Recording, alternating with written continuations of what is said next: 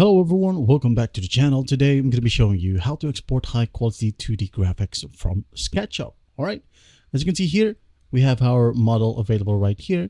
So just basically go to our file. Alright, then go to export, select it to the graphics. Alright, then rename it, of course. Let's say for example, my house.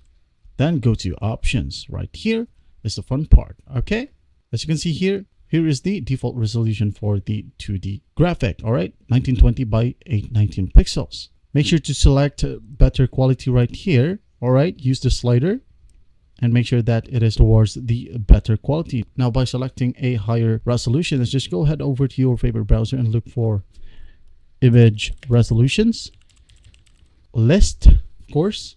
And as you can see here, try to select a 4K Ultra HD, which is 3840 by 2160. All right, let's say, for example, we're going to want to render it to a 4K 2D graphics. For example, 3840. I'm just going to type that in here. Untick this one. Then go to 3840. And as you can see here, the width. And as you can see here, the height will be automatically generated. All right, just hit on OK and hit on export. And when we go to our desktop where our 2D graphic has been saved, right here, my house, double click on it.